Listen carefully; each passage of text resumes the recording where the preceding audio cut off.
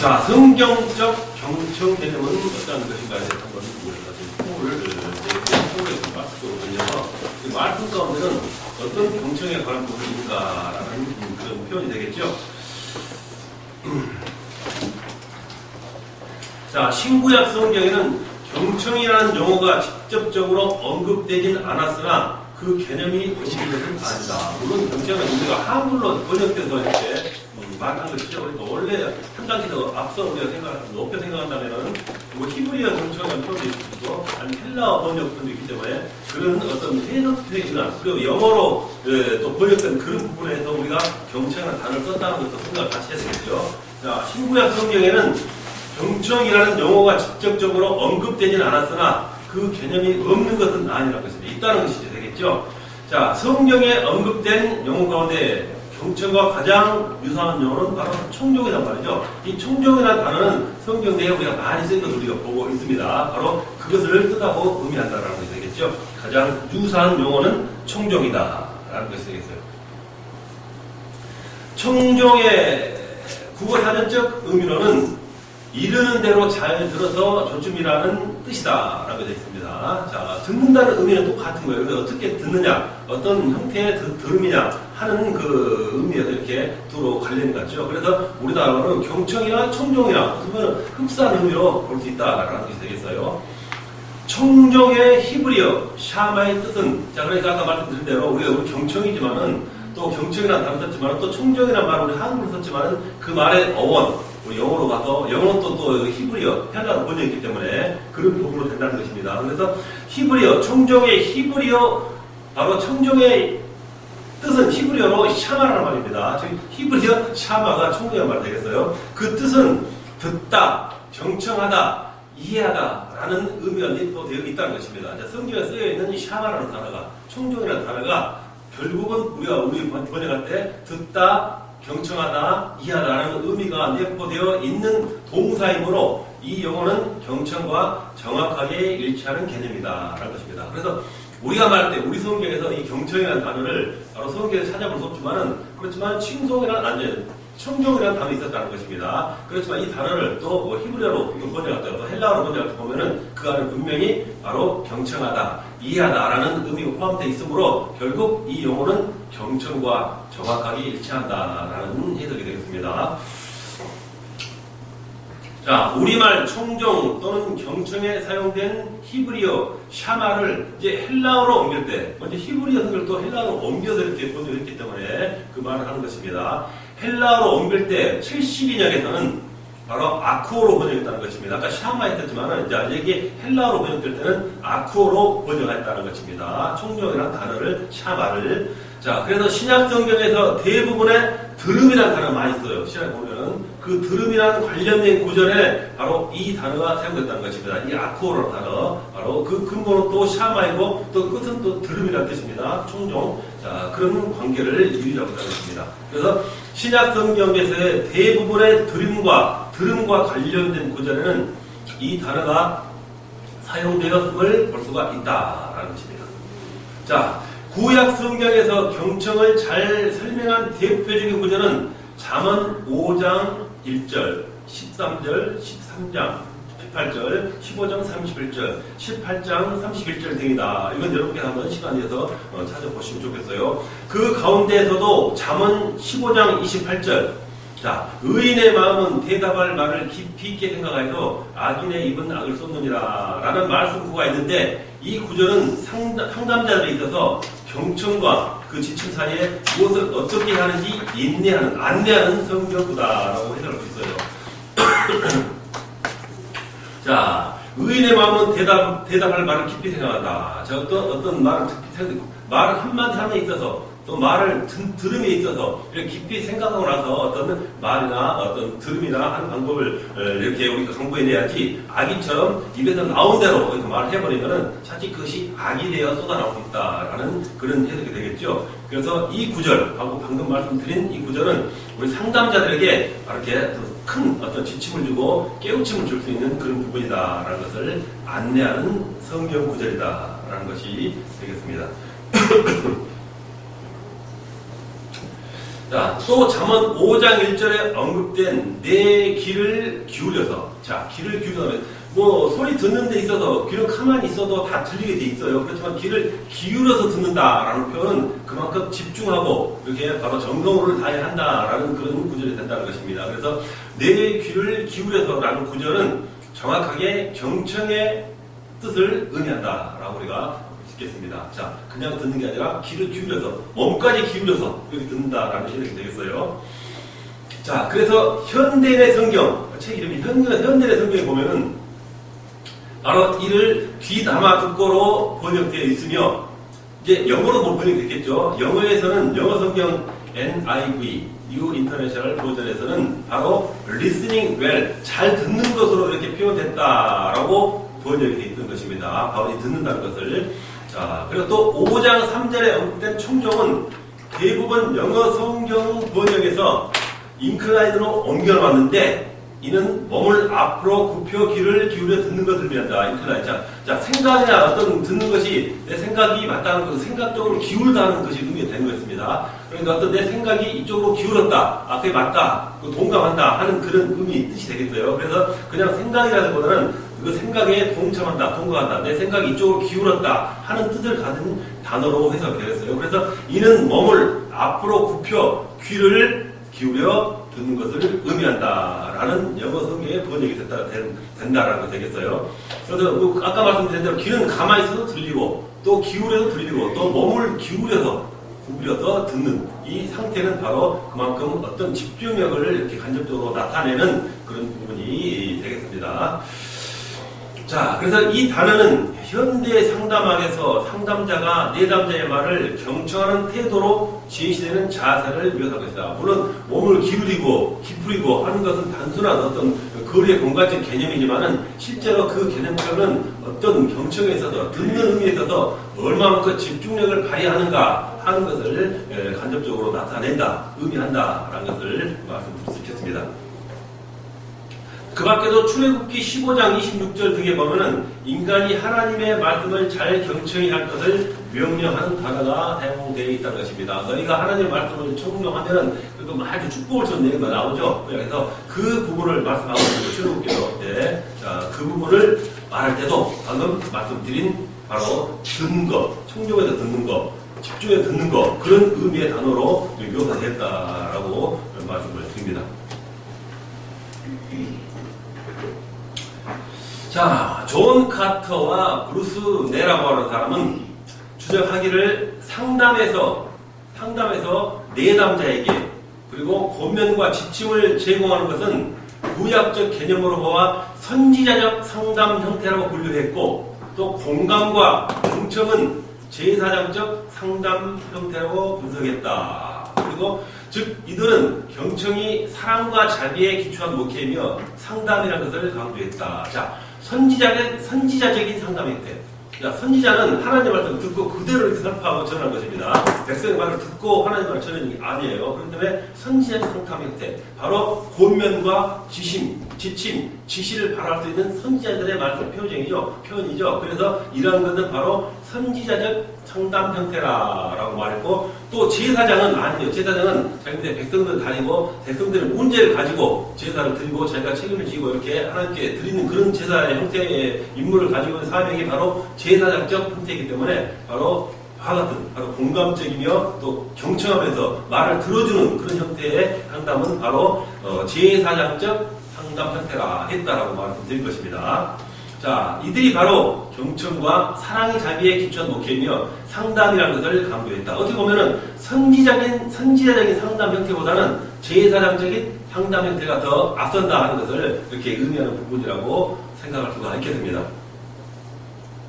자, 그렇다면 신약성경에서, 우리가 구약 말씀드렸는데, 신약성경에서는 경청이라는 용어 자체는 언급되지 않았고, 통상 들음이라는 단어가 사용되어 있으며, 헬라어로 모두 예외 없이 아코이스로 사용되었다라는 것입니다. 자, 들음이라는 들음이라는 뜻으로 된 신약에 사용된 그 내용은 바로 헬라어로 번역할 때 바로 아코이스로 사용되었다라는 말입니다. 그래서 이 영어 성경에 나타난 표현으로는, 자, 이 부분이 또 영어로 번역돼서 나오는 그런 부분이기 때문에 영어 성경에 나타난 표현으로는 대부분의 번역에서 히어링, 아까 말씀드렸죠. 히어가 리스닝인데 히어링과 리스닝이 공통 사용됐지만은 바로 히어링을 주로 빈번하게 사용했다는 것을 강조하고 있습니다. 자, 그러나 KJV, 킹 제임스 버전에서는 리스닝을 전혀 사용하지 않았습니다. 이런 것은 특이할 만한 사항이므로, 그리고 참고상으로 알아두는 것도 괜찮겠죠. 자, 그래서 영어 성경에는 히어링과 리스닝이 공통적으로 사용되지만 바로 히어링이 주로 사용되었고, 방금 말씀드린 킹 제임스 버전에서는 바로 리스닝을 전혀 사용하지 않았다 하는 것도 특이할 만한 사항이라는 것입니다. 그렇지만 결국 들음이라는 내용은 어차피 성경에서 공통적으로 사용되었다라는 것을 말하고 있는 것입니다. 현재 북미권 상담학에서 경청을 말할 때는 히어보다는 리슨을 주로 사용하고 있다라는 것입니다. 요즘 현대 그렇다는 것이죠. 자, 경청, 들음을 나타낼 때는 영어 번역할 때 히어보다는 리슨을 많이 쓴다. 여기 보면은 히어링은 좀 가벼운, 그냥 들려지는 소리, 리슨은 내가 아까 의지를 가지고 듣는 것, 같은 듣는다는 표현이지만 이러한 의미, 내면적인 표현은 다르다라는 것이 되겠죠. 자, 누가복음 5장 1절의 경우에서는 히어를 주로 사용했지만은 아까 말씀드린 NIV 버전에서는 바로 리슨을 사용하고 있다. 다르죠? 자, 이런 성경에서는 또 히어를 사용하고 있고 이런 성경에서는 리슨을 사용한다 하고 있습니다. 그렇지만 결국 이 두 가지 의미는 들음이므로 표현의 방법일 뿐이지 어차피 같은 뜻을 가지고 있다라고 말씀드리고 있습니다. 또한 마태복음 18장 16절의 경우에는 RSV나 NIV 방금 위에 드린 말씀이죠. 자, 그 리스트를 사용하여 일관적이지 않다라는 거죠. 그러니까 그 내용은 똑같이 사용되고 그 의미는 두 가지 단어를 사용하고 있지만은 일관적이 아니지만은 그 의미는 어차피 근본은 똑같다라는 말씀이 되겠어요. 또 사도행전의 경우 사도행전 3장 2절 아쿠세데스에는 아쿠세스죠. 여기는 리슨을 사용한 반면 또 4장 4절에는 아쿠산톤이라는 어차피 우리가 지금 입에 용어 삼지 않는 그런 내용이지만은 저건 이런 표현을 써서 번역에 사용했다라는 부분이 되겠어요. 여기서는 또 히어를 사용했다는 것입니다. 자, 리슨과 히어 약간 의미는 다르지만은 결국 사용하는 방법에서는 다르지만은 들음에 있어서는 똑같은 의미를 가지고 있는 부분이다라고 다시 말씀드릴 수 있어요. 자, 이는 모두 헬라어 성경 아쿠어를, 아까 말씀드린 그 아쿠어를 번역한 것이다 라는 것입니다. 번역을 그렇게 했다는 것이 되겠죠. 사도행전 경우에서는.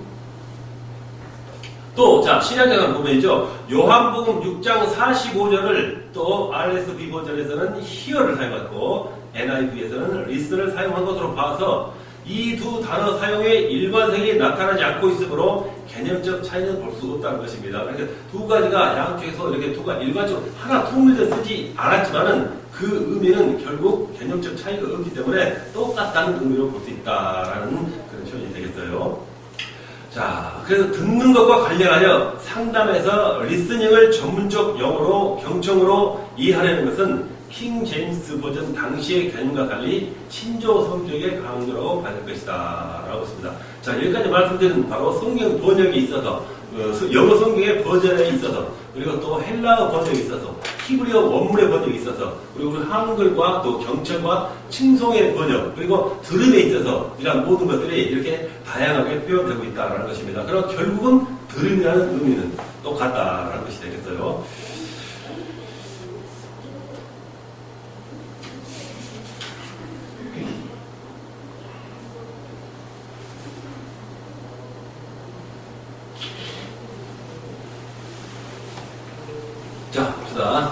피어. 자, 피어라는 사람은 경청에는 두 가지가 있다고 분석했다. 아까는 들음의 분석이죠. 들음의 종류에서는 맨 서두에 세 가지를 표현했지만은 이 피어는 경청에는 두 가지가 있다고 분석했다라는 것입니다. 하나는 피동적 경청과 또 하나는 적극적 경청으로 나눴다. 물론 반복된 해설과 또 그 뜻이 되겠습니다만은 자기 피동적, 능동적이 아니라 그저 들리는 데 의해 듣는 그런 모습이죠. 그런 경청과 또 하나는 적극적 경청으로 나눴다는 것입니다.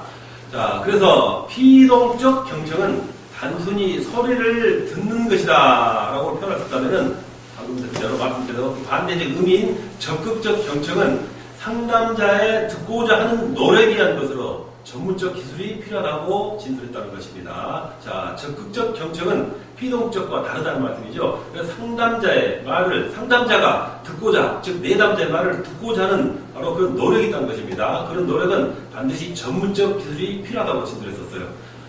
앞 시간에 말씀드린 대로 경청에 있어서 그 상대방의 어떤 표정이나 말투, 아니면 외모, 아니면 이렇게 나타낼 수 있는 행위, 이러한 모든 부분에서도 그 사람의 내면을 지어낼 수 있는 그런 부분이 되겠죠. 이런 것을 아마 기술적, 전문적 기술이다라고, 이런 것이 필요하다고 기술을 했다는 것입니다. 진술했다는 것입니다. 자, 이렇게 경청이라는 용어가 히어링이거나 리스닝이거나 하나님께서 인간의 부르짖음에 귀를 기울여 들으신다는 원리에 기초하여 상담자가 내담자의 이야기에 귀를 기울이는 것은 명백한 성경적 개념이다라는 것입니다. 자, 경청, 우리가 들으면 보면 아까 말씀드린 우리가 하나님의 말씀을 듣는다든가 아니면 그 들으면 말이 우리 인간과 신과의 관계에 있어서 하는 그런 의미적인 성경적인 내용이 있다는 것입니다. 그래서 우리 상담에 있어서도 이와 같은 개념을 가지고 이렇게 행하는, 즉 상담하는 것이 바로 성경적 개념이다라고 하고 있습니다. 자, 이 개념은 기독교 상담에 적용되어 기독교 상담자의 상담 태도와 방법에 대한 성경적 기초와 지침을 제공하는 것이다. 앞서 말씀드림이 바로 이와 같다는 것이 되겠죠. 이렇게 성경적 경청 개념은 시대와 언어의 표현과 소리는 다르지만 그 내면에 있는 근본은 성경에 두고서 분석, 이해한다라는 것이 되겠어요.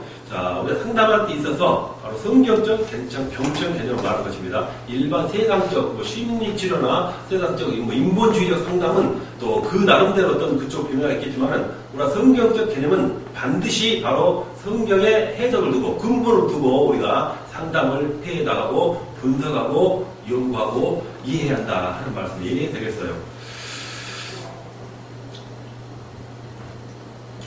자, 아마 마지막 그 과정이 될지 모르겠어요. 자, 우리 이제 마지막 예수님의 경청까지 우리가 한번 분석을 해봐야 되겠는데요. 자, 경청의 이해, 경청의 방법, 여러 가지 논쟁을 했는데, 자, 이 경청은 우리가 예수님과의 이렇게 경우에 비춰볼 때, 성경에서 우리 지금 말씀, 예수님의 어떤 여러 가지 많은 어떤 공면하는 모습이라든가, 우리에게 주신 말씀들이 많이 있어요. 근데 그런 부분에 있어서 예수님은 이 경청이라는 것을 어떻게 우리에게 의미하고 있는가 하는 말씀이 되겠습니다. 자, 예수님의 상담 방법을 논할 때 개혁주의 입장에서 또는 근본적 입장에서 지시적 상담과 동일시하려는 경향이 있다. 무슨 말일까요? 예수님은 가르침을 했었고 우리에게 어떤 말씀을 주고 권면을 많이 하셨다는 것입니다. 그래서 그러한 모습이 예수님은 지시적 상담 모습을 갖추신 분이다. 이렇게 차치 해석을 할 수가 있다라는 말씀이 되겠어요. 그래서 대표적으로 이 제이 아담스라는 사람은 예수님의 상담을 이끌어 권면적인 상담자였던 것입니다. 쉽게 말해서 경청을 하지 않는 그냥 무조건 예수님은 우리에게 가르치고 권면하고 지시하고 이렇게 제시만 한다 하는 그런 의미를 바로 이 사람이 말한 거예요. 제임스 아담스가. 그는 예수님의 상담을 이끌어 권면적 상담을 했다라는 게 되겠죠. 자, 하지만 예수님의 상담은 권면 이전에 경청이 우선이라는 사실을 간과해서는 안 된다는 것입니다. 그래서 이 제이 아담스는 예수님의 어떤 그 자체의 그 어떤 하나 했던 그 말씀에 나온 자기의 생각을 그대로 표현한 것 뿐이라는 것입니다. 그래서 반론을 제기한 것이죠. 그렇지만 예수님도 보면은 성경에 보면은 경청하는 모습이 많이 있다라는 것이 되겠어요. 그렇지만 예수님 우리에게 지시하고 가르치고 권면하기 때문에 바로 스승의 개념을 가지고 오로지 듣는 복종하는 개념을 가지고 이해를 했기 때문에 그런 해석을 한 것 같아요. 자. 예수님은 상담은 권면 이전에 경청이 우선이라는 사실을 간과해서는 안 된다. 경청이 없는 권면이나 지시는 내부자의 호소 문제에 대한 호소력을 저하시킨다. 그렇죠. 자, 경청을 하지 않고 권면이나 지시만 한다면은 그 사람이 호소하고 있는, 즉 호소력을 이렇게 배출해서 어떤 자기 내면을 이끌어내려는, 나타내려는 그런 부분을 차칫 좌시할 수 있다라는 것입니다. 그래서 이렇게 오히려 이렇게 뭐랄까 지침의 어떤 그런 부분보다는 이런 그 사람의 어떤 내면의 세계를 이끌어내는 바로 경청이라는 부분도 반드시 필요하고 또한 예수님도 역시 권면적 상담을 하신 게 아니라 바로 경청적 상담을 하신 분이라고 역설적으로 말하고 있습니다. 자, 그래서 부캐넌은 아담스의 상담학을 분석하기를 명백하게 경청을 소홀히 할 상담이라고 지었다는 것입니다. 그래서 특히는 아까 아담스의 그 설을 반박하고 있는 그런 말을 하고 있다는 거예요. 자, 상담학을 분석하기를 명백하게 경청을 소홀히 할 상담이라고 지어서 소홀히 한 상담이라고 갔었대요. 소홀히 하는데 타이핑을 잘못한 것 같아요. 자, 다음에 내가 다시 해서 이렇게 전해드릴게요. 자, 그는 비판하기를 경청을 무시한 아담스나 경청을 지나치게 중시한 로저스는 아까 말씀드린 것에서도 오로지 상담에서는 무조건 경청이다, 가장 앞서야 한다 하는 것을 지나치게 강조했던 사람이에요. 그러니까 아담스하고는 지극히 그 극적인 반대적인 그런 주장을 하는 두 사람이 되겠었죠. 자, 비판을 경청을 무시한 아담스나 경청을 지나치게 중시한 로저스는 모두 다 비성경적 상담이라고 지적했다는 것입니다. 비성경 상담이라는 것은 예수님의 모습이 아니라는 되겠죠. 그러니까 예수님도 보면은, 자, 본면적 상담도 하셨고, 경청적 상담도 하셨다는 것을 바로 이가 말하고 싶다는 것입니다. 자, 이 부캐너는 현대 상담에서 볼 때, 현대 상담학에서 볼 때, 상담이라고 평가할 만한 예수 그리스도의 사례는 그리 많지 않은 것이 사실이지만, 실제로 예수님께서 보여주신 상담에서는 경청이 강제되고 있음에도 불구하고 아담스는 그것을 무시했다고 분석합니다. 가장 먼저 아담스가 예수님은 무조건 권면적 상담을 했다라고 말했었죠. 그래서 부캐넌이 그것이 아니다라고 하고 있는 거예요.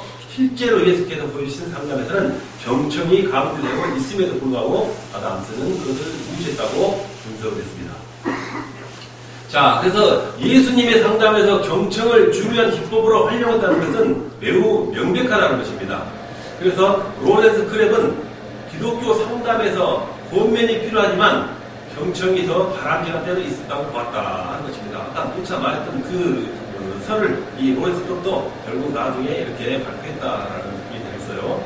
그래서 이러한 주장을 분석해 볼 때 우리가 기독교 상담에서 경청은 마치 2차적인 것이고 지침이나 권면이 1차적인 것처럼 오해하게 된다는 것입니다. 소위 말씀했었어요. 자, 권면도 지침도 물론 중요하지만 그것이 1차적이 되면 안 된다는 것입니다. 항상 경청이 1차적이 선으로 이루어져야 한다는 것을 말씀하고 있는 것입니다. 자, 예수님 볼 때 아까 말씀드린 아담스가 말했던 그런 공보적 바로 이렇게 지시적 상담이라고 하는데 그 이전에 예수님께서 1차적으로 권면적이 아니라 경청적인 그런 상담으로 갖추신 분이라는 것을 다시 발언을 하고 있다는 것입니다.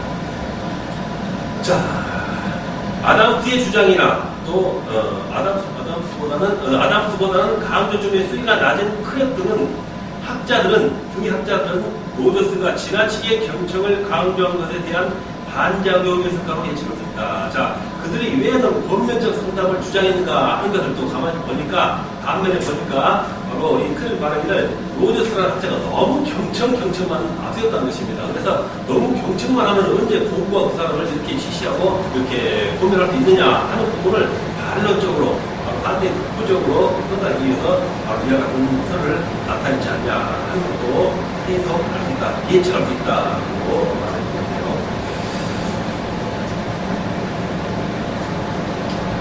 들음의 신학은 상담의 신학적 기초를 제공하는 것으로 마태복음 13장에 분간다. 신학에 가서 마태복음 13장에 보면은 들어야 할 것이 많이 있어요. 바로 그 부분을 말씀하고 있습니다. 자, 성경을 저는 그 읽어드리자. 자, 들음의 신학은 상담의 신학적 기초를 제공하는 것으로 마태복음 13장에 분간다. 여기에는 한 장에 들음, 아까 아코라고 했죠. 들음, 경청, 충동. 그런 아코라는 단어가 성경 전체에 가장 많이 언급된 것이며 가장 강력하게 지침을 제공한 것입니다. 이 마태복음 13장에 보면 들어서 우리가 행해야 할, 바로 반드시 생겨야 할 그런 바로 예수님의 복음적인 내용, 바로 지시적인 내용, 본면적인 내용이 아주 많이 사용됐다는 것입니다. 그 말을 우리가 들어야 한다는 것입니다. 그 들음을 많이 강력하게 지침을 제공했다는 것이고요. 대표적으로 구절에 있는 귀 있는 자는 들으라. 자, 들음이 나옵니다. 라는 말씀을 비롯하여 16번이나 이렇게 들어야 한다는 것을 언급하고 있으며 강조하고 있다는 것입니다. 바로 그 13장에 들음의 의미, 우리가 들어야 할 내용들, 복음의 말씀들, 메시지가 이렇게 많이 강조를 했다는 것입니다. 이처럼 예수님께서 듣는 것에 대해서 많이 언급하시고 들을지니라 들어야 한다 하는 것이죠. 가누하셨다라는 것입니다. 그리고 마태복음 10장 9절, 13절 20절까지 22절, 23절 이와 같은 부분에 들어야 한다, 들음 이런 내용이 많이 있습니다. 예수님께서는 급기야 너희 귀는 들음으로 보이도다 라고 또 강조하셨고, 이렇게 모든 신앙은 바로 들음에서 시작된다라고 했습니다. 그리고 모든 우리가 근본적인 구원의 문제도 우리가 듣지 않고서는 신앙의 첫 발짝을 내딛을 수 없는 것입니다. 좀 더 우리가 말씀드렸듯이 사람을 들리게 귀를 열어 들려줘야만이 첫 번째 관문을 통과한 것이라고 우리가 저번에 말씀드렸었죠. 이렇게 들음에서 변된다는 것입니다. 들음을 제외하고는 다른 신앙 성장이 있을 수 없다. 이는 상담에서도 예외가 아니다. 내담자에게 바른 지침과 검열을 주기 위해서 바르게 듣는 것은 성경적인 방법이며 복음주의적 상담이다. 자, 듣는다, 들어야 한다. 바로 우리가 상담자나 내담자와 마찬가지겠지만 우리가 예수께서 우리에게 주신 말씀도 들어야 하고, 또 상담자는 또 내담자로부터 말을 들어야 하고 하는 그 부분이 있다는 것입니다. 그래서 지침과 검열을 주기 위해서는 바르게 듣는 것은 바로 우리가 경청하는 것은 성경적, 지극히 성경적인 방법이며 복음주의적 상담이다라고 있습니다.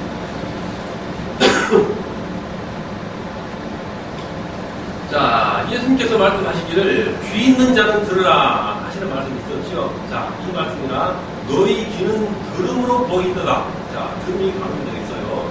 또는 마태복음 14장 13절에 보면은 예수께서 들으시고 라는 구절에서 들으라, 들음, 아쿠오 이렇게 되겠죠. 들으셨다는 것입니다. 자, 헬라의 아쿠오의 본래적 의미는 여러 감각을 동원하여 청취하다, 또 깨달음에서 듣는 것, 귀 기울여 듣는 것, 아까 인클라인이라는 여러 단어 썼었죠. 그런 것을 의미한다는 것입니다. 그냥 듣는 게 아니라 반드시 적극적으로 우리가 그 내면적인 세계까지 이해하기 위해서 정성을 다하여 듣는 것, 귀 기울여 듣는 것, 깨달으려고 듣는 것이라고 보겠어요. 이 의미는 적극적인 경청으로서 예수께서 제자들이 하는 말에 대해 매우 신중하고 진지하게 귀 기울여 경청하셨다는 걸 드러낸다. 보면 예수께서도 우리가 보면 제자들 하는 말을 많이 들어주셨었어요. 그리고 듣고 나서 이렇게 다시 답을 주시고 질문을 많이 하죠. 보면은 왜 이랬습니까? 저렇습니까? 근데 그 말을 다 들으시고 나서 예수님께서 명답을 해주시고 가르쳐 주시고 권면을 주셨다. 그러니까 아담스의 그런 주장은 예수님은 본면적 상담에서 주장은 잘못됐다. 그렇겠죠. 자, 예수님께서는 듣지 않고 섣불리 말씀하셨거나 다른 사람의 말을 무시하고 자신의 말만 앞세운 바가 전혀 없었다는 것입니다. 그 말씀은 그대로죠. 자, 그래서 라이트는 예수님의 경청은 누가복음 24장에서 보면은 엠마오로 내려가는 제자들과의 상담에서 가장 잘 요구화됐다고 주장을 했습니다. 자, 우리가 보면 예수님께서 다시 돌아가셔서 엠마오로 제자들에 나타나셔서 같이 나타난 그 부분이 있었죠. 그 부분을 가지고 있다는 것입니다. 이 라이트가 그 말씀을 가지고 우리에게 그 메시지를 전해주고 있습니다. 자, 예수님께서 엠마오로 가는 두 제자를 만나서 그들에게 다양한 방법으로 그들을 도와 이 귀한 악단의 시기를 벗어나도록 해 주셨다는 것입니다. 그래서 예수께서는 그들과 걸어가면서 오랜 시간 동안 경청을 하셨는데 그들이 한 말에 동의는 하지 않았지만은 계속 경청함으로써 그들에게 좌절을 나타낼 수 있는 기회를 주셨다고 분석했다는 것입니다. 그래서 여기서 발견할 수 있는 것은 동의하지 않았을지라도 이야기를 끝까지 들어준다는 것입니다. 끝까지 들어줘서 내담자가 자신의 문제를 드러내도록 하는 현대의 상담 기법의 기초가 예수님의 상담에서 기초됐다고 그러는 복음적인 상담에 복되어서 필요할 수 있다는 것입니다. 성경적인 상담의 기법이 되겠죠. 자, 말을 들어주는 것, 그 다음에 말을 계속 듣게 나오게 해가지고 끝까지 인내하고 들어줬다 하는 바로 예수님의 엠마오 제자와 같이 동의하는 그런 모습을 이렇게 비교해서 표현하고 있다는 자, 또한 국회라는 경청은 요한복음의 주제라고 주장하면서 5장 8절에 걸쳐 5장에서 8절에 걸쳐 5장 8절까지입니다. 거기에 보면 경청에 대한 바로 강화가 잘 나타나고 있다고 분석했습니다.